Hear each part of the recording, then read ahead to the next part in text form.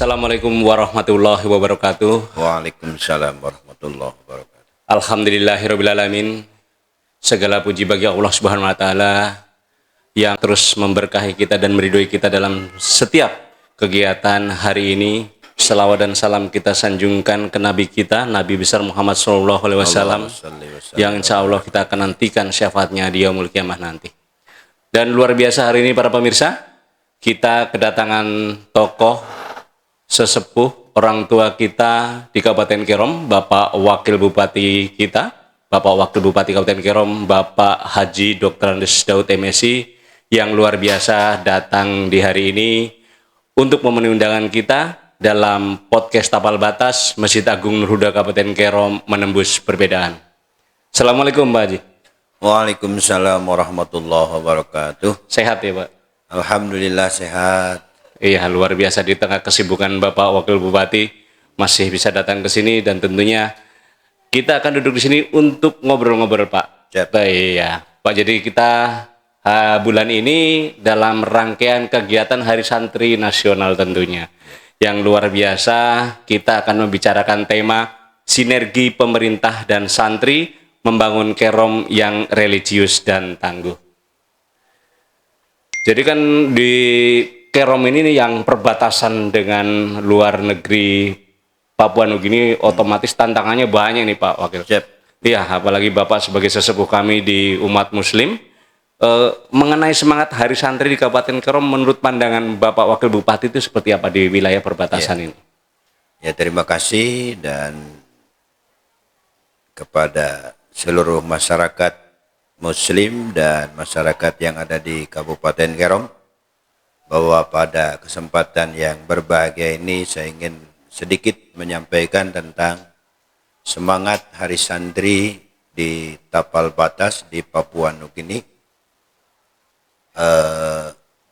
Pada hari ini, sebelum saya jauh menyampaikan tentang makna Hari Santri di Tapal Batas, saya memperkenalkan diri bahwa nama saya tadi sudah disebutkan, Bapak Daud.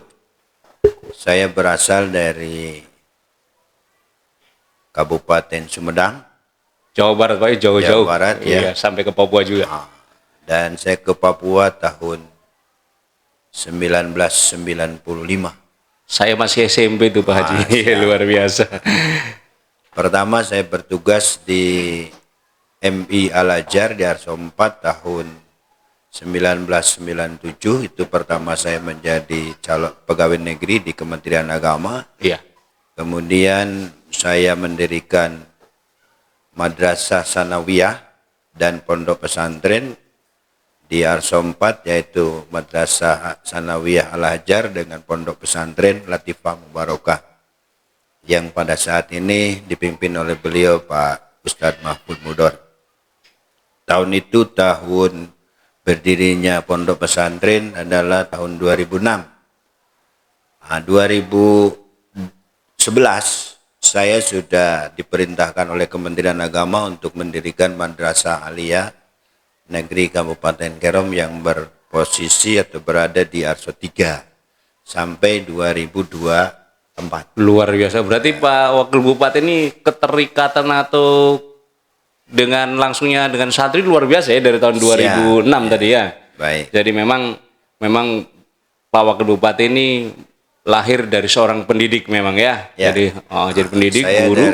dari seorang orang tua yang memang beliau bukan seorang kiai tapi imam masjid zaman itu. Oh iya, luar biasa. Dia juga punya, kalau dulu yang namanya madrasah itu kan tempat pengajian. Iya, betul. Ya, tempat pengajian. Jadi cukup lama lah saya untuk membina, mendidik anak-anak pondok pesantren yang ada di Arsopura. Dan sekarang santrinya sekitar 90 orangan. Iya, luar biasa ya. Dan perjalanan saya mondok yang pertama adalah di Tasikmalaya di Pondok Pesantren Al-Munawwar Jarnujia dan di Pondok Pesantren Cipasung Singaparna. Luar biasa. Ternyata Pak Wakil Bupati juga seorang santri ini. Ya, mantan santri. Mantan santri ya. Dan sekarang jadi guru-guru santri-santri. Ya, santri. Jadi semangat Hari Santri di Kabupaten Kerom memang sangat luar biasa.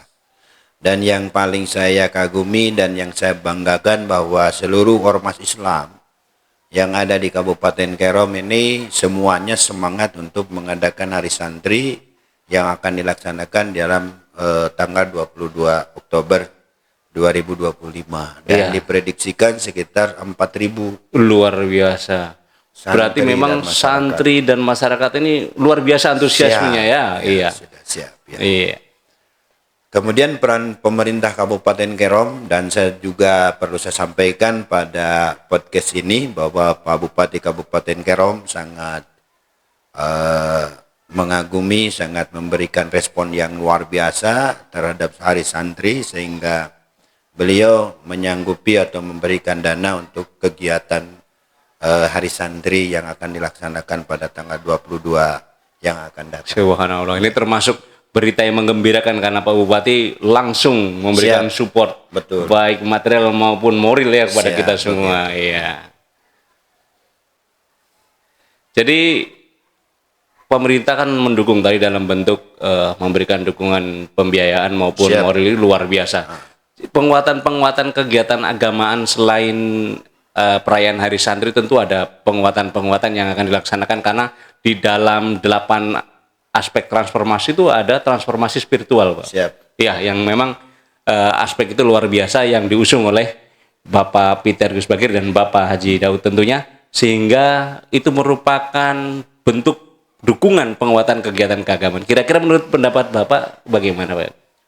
Iya, bahwa pemerintah Kabupaten Kerom yang selama saya bergandengan dengan Pak Bupati, Pak Peter Gus Bagir, SMUP, pemerintah sangat memperhatikan terhadap hal-hal yang sifatnya keagamaan, sehingga dalam program transformasi bahwa Pak Bupati Kabupaten Kerom menempatkan transformasi spiritual di nomor yang paling atas. Paling atas, ya. Karena memang bahwa berhasilnya sebuah pembangunan yang ada di Kabupaten Kerom itu tidak terlepas dari kerja keras dan juga kerja cerdas, dan yang terakhir kerja ikhlas. Kerja ikhlas, luar biasa. Karena kalau hanya kerja keras tanpa cerdas itu hasilnya tidak maksimal.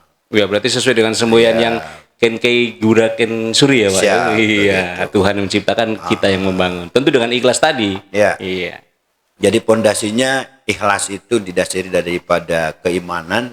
Tentu keimanan itu bukan hanya dimiliki oleh umat Islam, tapi semua agama mempunyai keimanan terhadap Tuhan yang Maha Kuasa yang menciptakan bumi ini, menciptakan alam ini, dan meyakini bahwa segala apa yang terjadi di muka bumi ini adalah kehendak dan aturan dari Yang Maha Kuasa, sehingga dengan itu kerja cerdas dan kerja keras itu tidak akan luntur sesaat, karena memang sudah diyakini oleh semua kita bahwa apa yang kita kerjakan itu akan mendapatkan balasan baik di dunia maupun di akhirat. Itu yang harus dipegang kita bersama. Ya, memang ternyata dalam peranan pemerintah daerah dalam mendukung penguatan kegiatan keagamaan ini bukan hanya di pembinaan tingkat santri, tapi sampai tingkat ASN, masyarakat dan umat seluruhnya ya. Sehingga tadi untuk kerja ikhlas akan tercapai di Kabupaten Kerom, sehingga ketuhanan Yang Maha Esa tetap berjalan. Luar biasa. Dan tentunya dalam perjalanan kegiatan ibadah kan ada tempat-tempat ibadah yang diperlukan untuk pelaksanaan untuk menjalankan ibadah sesuai dengan agama masing-masing. Iya. Kira-kira dari pemerintah daerah itu pembangunan tempat ibadah seperti apa peranan pemerintah terhadap pembangunan tempat ibadah tersebut? Yang pertama tentu sebagai pemerintah menjamin kepada semua umat beragama untuk dia membangun. Karena tanpa izin, tanpa pemerintah memberi keamanan, kenyamanan terhadap agama untuk membangun rumah-rumah ibadah, saya kira tidak bisa terlaksana. Betul. Sehingga yang pertama yang diberikan oleh pemerintah adalah bagaimana memastikan bahwa pembangunan sebuah sarana ibadah, baik itu pondok pesantren maupun masjid, pura ataupun gereja, itu diatur dalam ketentuan yang ada dan pemerintah bertanggung jawab secara penuh untuk bagaimana pembangunan yang ada di Kabupaten Kerom itu bisa berjalan dengan baik tanpa ada hal-hal yang membuat panitia atau pengurus masjid atau gereja merasa tidak diakomodir keinginannya. Nah, berarti luar biasa. Berarti dukungan secara peraturan dan perundang-undangan dari pemerintah juga sudah dilakukan agar ada dasar hukumnya ya. Betul. Iya. Saya bukan hanya itu, tetapi pemerintah Kabupaten Kerom bahwa terus memberikan bantuan termasuk kepada pembangunan Masjid Agung Nurul Huda ini. Iya, luar biasa. Walaupun mungkin di tahun ini karena adanya efisiensi anggaran ini ya memang agak berkurang ya, karena memang kondisi yang ada bukan berarti pemerintah tidak peduli, tidak. Karena Pak Bupati juga sangat respon, sangat respek terhadap pembangunan keagamaan terkhusus sarana dan prasarana yang ada di Kabupaten Kerom, termasuk pondok pesantren dan juga pura, kemudian gereja, masjid. Beliau sangat respek dan sangat memberikan perhatian yang sangat luar biasa. Iya, memang alhamdulillah luar biasa peranan pemerintah dalam membangun tempat ibadah, khususnya Masjid Agung Nurul Huda Kabupaten Kerom ini sudah dari Pak Peter yang jabatan periode pertama, beliau sudah memberikan dukungan yang luar biasa dalam bentuk pembiayaan uang tunai itu banyak sekali. Jadi memang luar biasa dukungan pemerintah. Semoga Bapak Wakil Bupati juga terus ikut mendukung sehingga proses pembangunan ini dapat berjalan lancar. Siap.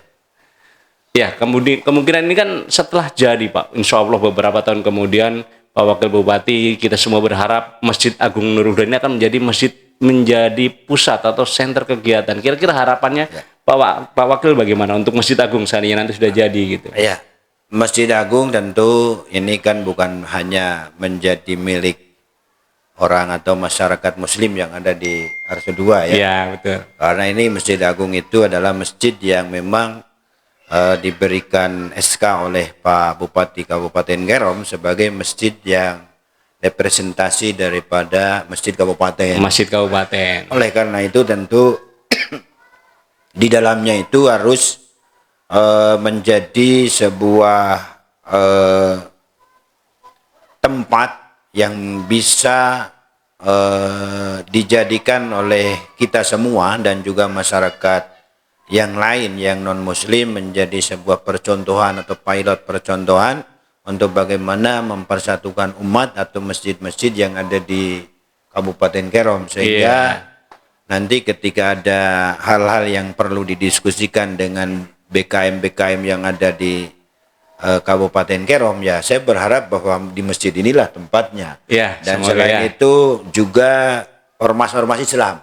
Ya, ormas-ormas Islam kan banyak juga Pak. Betul. Ya. Jadi ini harus menjadi tempat kebersamaan kita.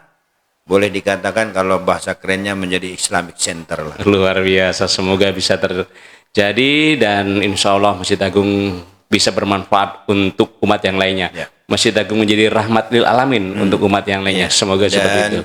Saya juga mungkin menghimbau kepada teman-teman yang dermawan atau orang-orang yang kaya yang ada di Kabupaten Kerom khususnya dan juga di Provinsi Papua, termasuk masjid-masjid yang saat ini mungkin punya kelebihan dana yang sudah selesai membangun. Oh iya iya. Artinya tolonglah untuk sama-sama menyelesaikan PR yang sangat besar ini, dan juga kepada masyarakat dan tokoh-tokoh agama untuk saling menginformasikan tentang bagaimana mempercepat pembangunan yang ada di Kabupaten Kerom.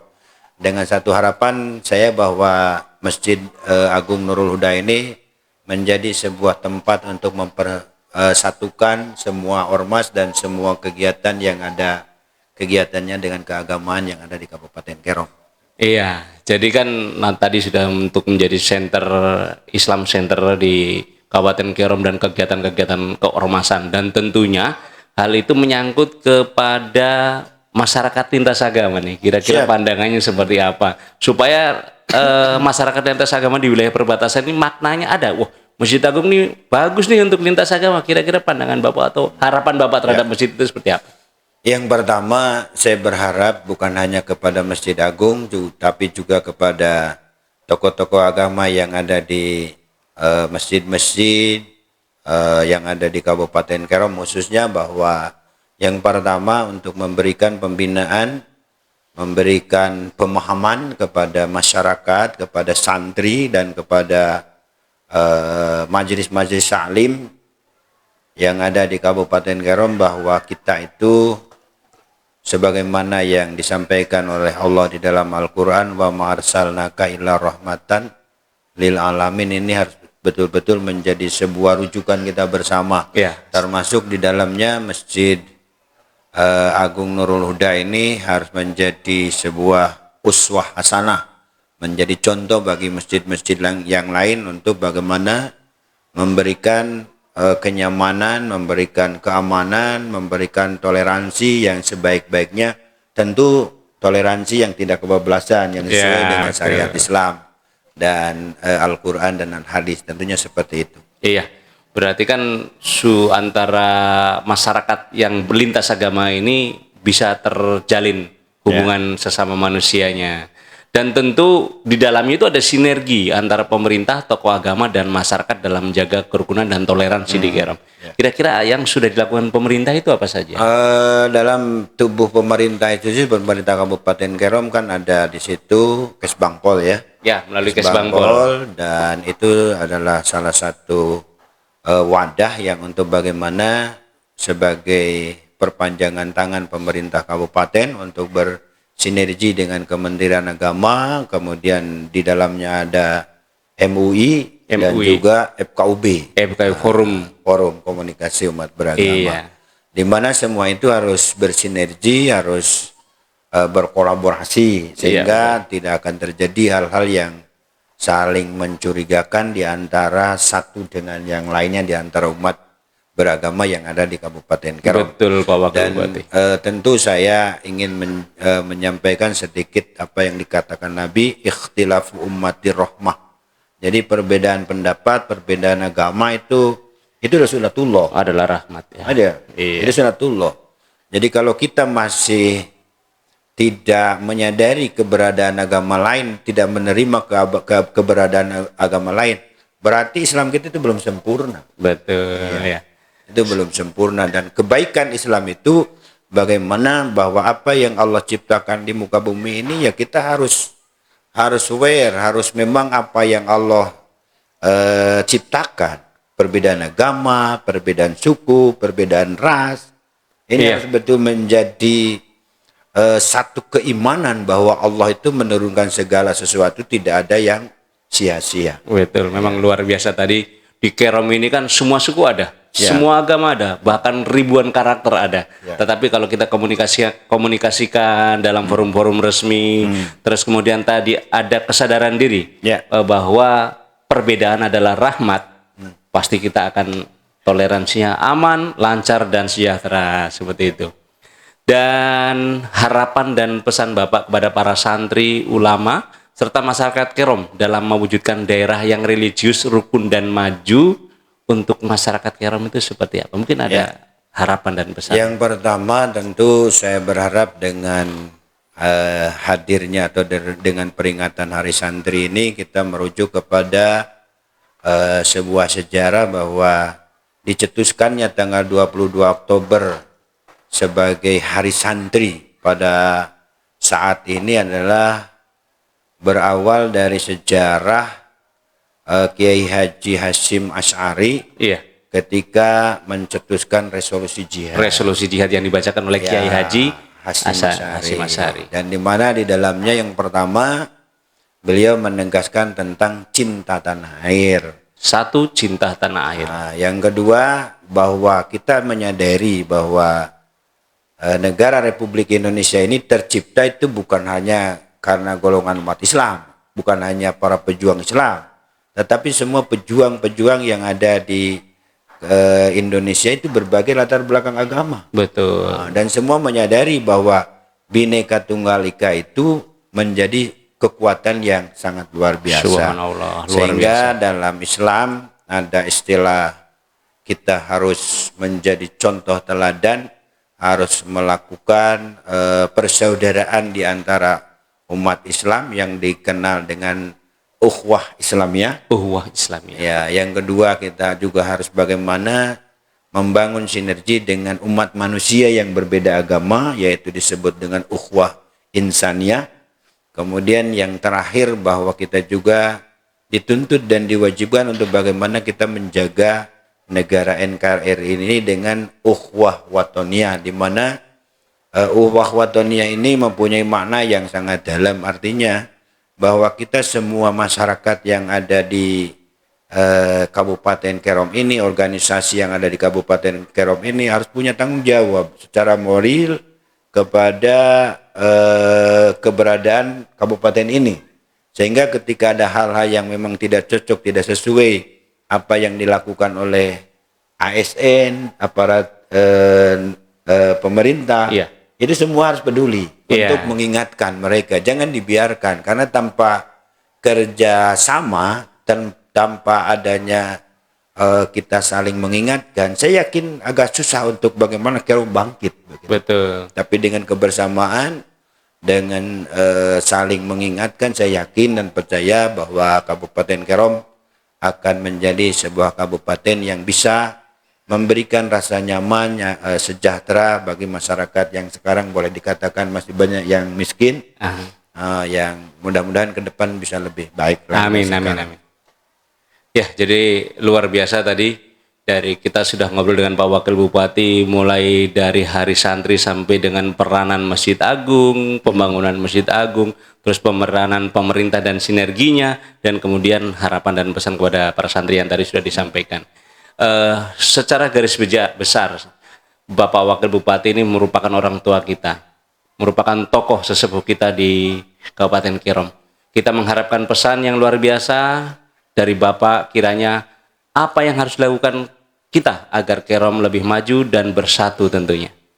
Yang pertama, dalam sebuah pepatah Arab mengatakan bahwa Islam itu tidak akan kuat kecuali adanya sebuah kebersamaan. Kebersamaan. Dan kebersamaan itu tidak akan kuat juga, tidak akan menjadi kokoh juga kecuali adanya seorang pemimpin. Pimpinan, leader. Dan pemimpin dan masyarakat yang berkumpul itu tidak akan ada maknanya juga ketika apa yang disampaikan oleh pemimpin itu tidak menjadi sebuah landasan yang harus diikuti. Artinya bahwa semua organisasi, semua masyarakat harus tunduk dan patuh kepada aturan yang ada. Betul. Sehingga ketika ada perintah dari pimpinan itu lebih baik harus sami'na wa ata'na begitu. Dan itu yang harus menjadi sebuah landasan bagi kita semua. Saya ingin menyampaikan sedikit di akhir podcast ini, al jama'atu rahmatun wal furqanu adabun, bahwa kebersamaan itu akan mendatangkan sebuah keberkahan. Keberkahan bagi siapa? Bagi semua. Iya. Bagi diri kita yang mempelopori kebersamaan dan juga masyarakat yang ada di Kabupaten Kerom, baik itu ASN maupun petani, nelayan, kemudian semua, termasuk peternak semua. Kalau kita ada kebersamaan, ada toleransi, ada saling mengasihi, saya yakin bahwa itu semua akan berjalan dengan baik. Dan ketika ormas-ormas keagamaan yang khususnya yang ada di kabupaten ini tidak bersatu, maka yang terjadi adalah malapetaka. Betul. Karena tadi konsepnya kebersamaan yang membawa keberkahan. Ya. Kalau perpisahan ya tadi malapetaka dan kehancuran tentunya. Ya, luar biasa. Bapak Wakil Bupati sudah berdiskusi ngobrol dengan kita di podcast yang luar biasa juga hari ini, Pak Wakil Bupati. Alhamdulillah, semoga Bapak Wakil Bupati dan Bapak Bupati selalu diberi kesehatan sehingga sinergi antara pemerintah, tokoh agama dan masyarakat tentunya dapat berjalan untuk menjaga kerukunan dan toleransi di Kerom. Untuk itu, saya Iwan Budiarto selaku pembawa acara memohon maaf yang sebesar-besarnya apabila ada salah kata, dan semoga Pak Wakil Bupati selalu sehat dan Bapak Bupati selalu sehat. Wabillahi taufiq walhidayah. Wassalamualaikum warahmatullahi wabarakatuh. Waalaikumsalam warahmatullahi wabarakatuh.